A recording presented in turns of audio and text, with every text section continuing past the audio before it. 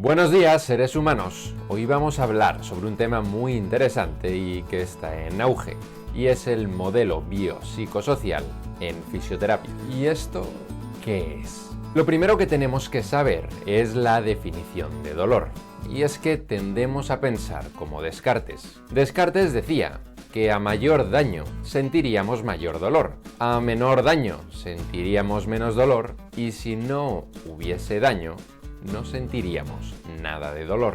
Sin embargo, esto no parece que sea cierto, y en el año 2020 la definición de dolor es: el dolor es una experiencia sensorial o emocional desagradable, asociada o parecida a la asociada a un daño real o potencial en un tejido. Vale, bien, pero ¿y esto qué quiere decir?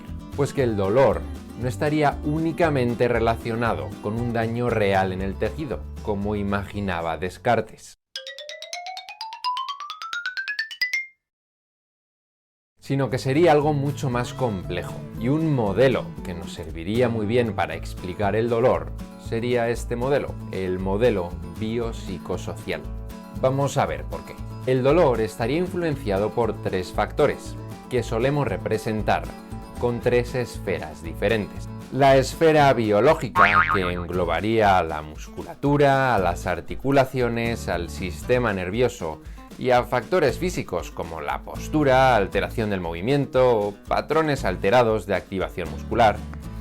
Otra esfera sería la esfera psicológica, en la que podríamos encontrar ansiedad, catastrofismo, depresión, estrés. Y la última esfera sería la esfera social, en la que habría trabajo, la vida familiar, la educación y el estatus socioeconómico, entre otros.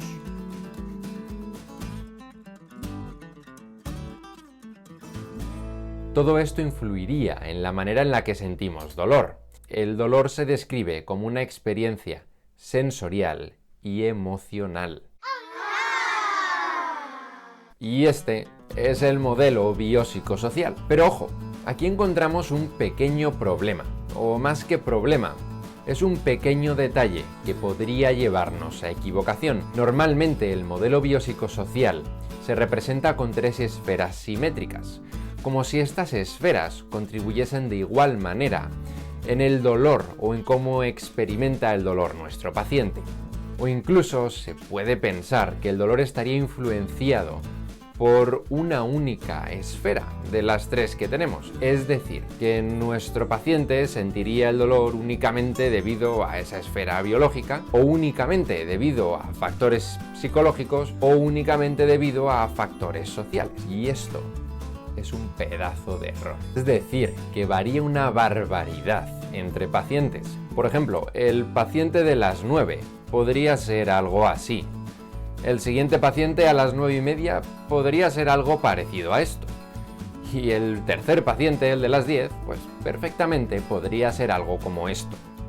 ¿Y cuál es el mayor problema que presenta este modelo? Pues que es muy amplio y no es una guía exacta que te diga paso por paso qué tipo de valoración tienes que hacer o el tipo de tratamiento en la dosis perfecta y en la pauta perfecta para cada paciente.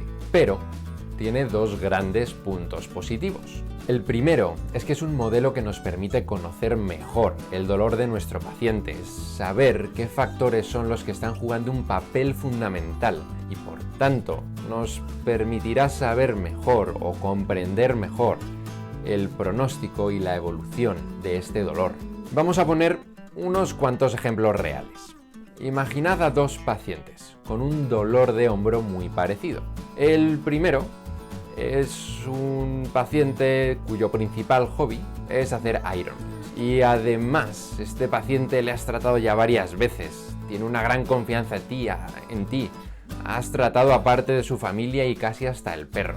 Y el siguiente paciente es un dolor de hombro muy parecido, pero este paciente presenta obesidad, tiene diabetes. Cuando le estás haciendo la anamnesis te cuenta que está tomando medicación para la depresión y además te suelta la gran frase. ¿Y cuál es la gran frase? El paciente te dice: yo es que tengo el umbral del dolor muy alto.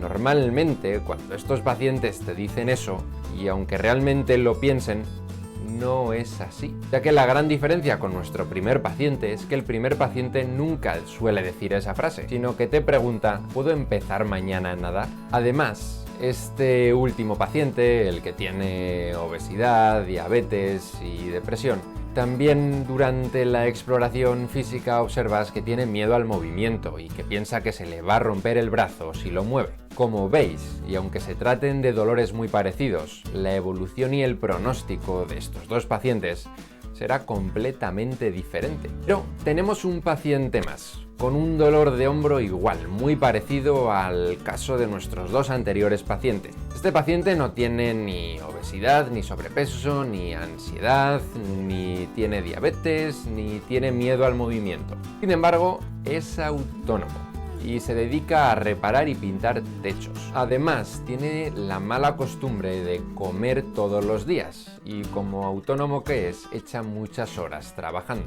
Durante el fin de semana su dolor mejora, pero durante la semana, mientras está trabajando, se le agrava el dolor, especialmente al final de la jornada laboral.